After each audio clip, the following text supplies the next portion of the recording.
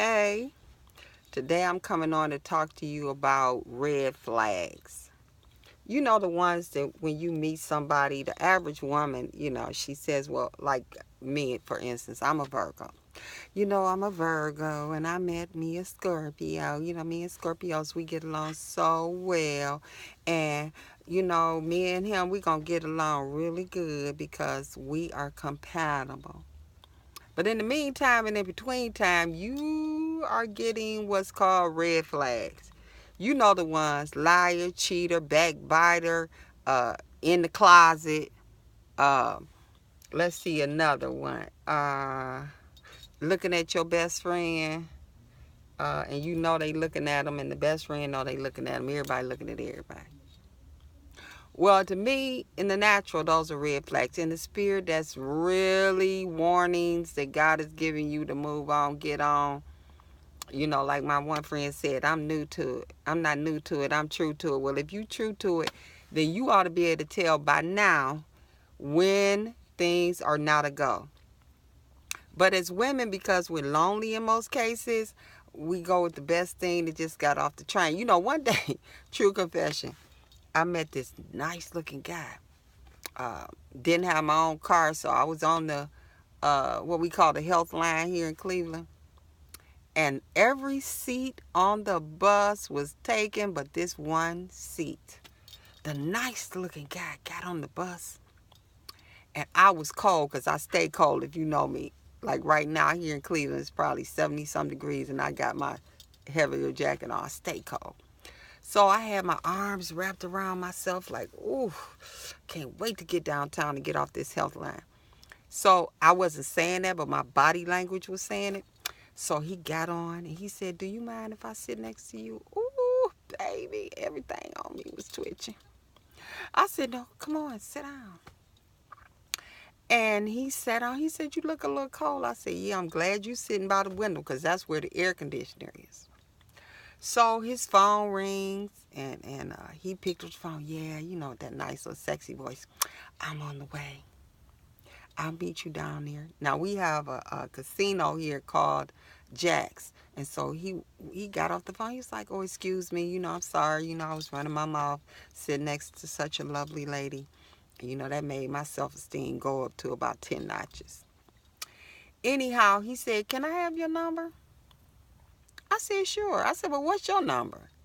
Because I saw a lady's face come up on his phone with him standing next to her. Kind of cozy. I said, but what's your number? Oh, I don't know my number by heart. I just got this phone and I don't know my number. And, he's kidding, but what's yours? So I gave him my number. And later on, probably about a week went by. And we talked on the phone about 3 or 4 times. And, I told all my friends about him, how I saw him on the bus. And, he was on his way to meet somebody, but it shouldn't have been a problem because, girl, this man is fine. A few more weeks went by, and we decided to hook up, and he said, well, I can come by, but I need to be gone around 9-ish. So I said, that's no problem, because I got a problem hanging out with men past 10 o'clock anyway, because you know what this old lady told me? She said, Pam, to stay safe, you date men that you really don't know during the daytime. Like, let them take you to lunch. Because she said once it gets dark out nighttime, your ability to make good reasoning goes down because it's nighttime. So anyway, I was so excited. I said, ooh, this man, he even has to be in by 9. I'm thinking to myself, well, he really don't live with nobody. After a while, you talking to him. So around 8:30 came and he was hurrying up leaving. I'm like, maybe he does live with somebody. So he said, well, I'll call you when I get in. Had no clue this man was living at the Salvation Army. And if they don't get in by a certain time, then they get kicked out. Finally, he confessed, at the Salvation Army. I know everybody hits hard times. No big deal. Well, then I'm dealing with alcoholism. I'm dealing with and I said to myself, now that's 2 red flags I will not tolerate. That I'm getting myself together. Can you wait? Kind of attitude. Nope, I cannot wait. So I said, well, Pam, you being kind of hard on him. So he came over the next time. It's about 8:30, but he ain't rushing this time. I'm like, what's going on? Oh, I figure, if I'm a little late, they might not let me in, and then I could just stay here with you. What? You already gave me 2 red flags, brother. You're not staying with me. I'm barely making it. I'm one of them.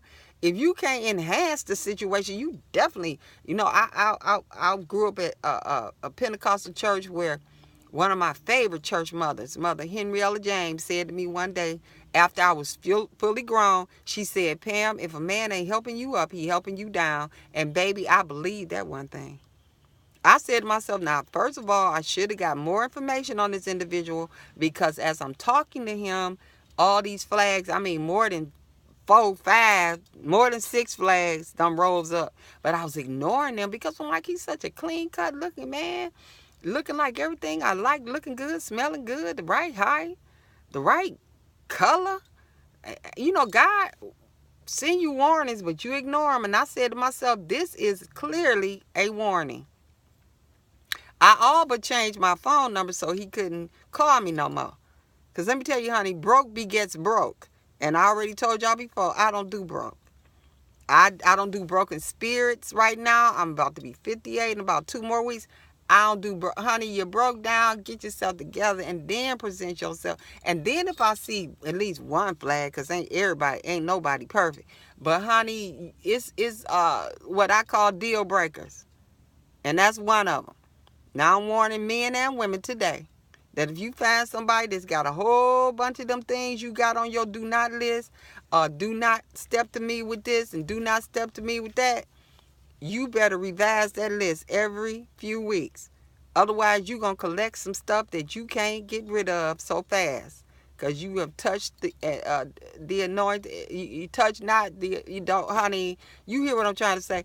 Don't appoint nobody, because it's hard to disappoint them. So get a grip and get your life in order. And then ask God to give you discernment. Because half these people don't deserve you. Get it together or forget it forever. My son Mikey, who has passed on, used to say, Mommy, get it together or forget it forever.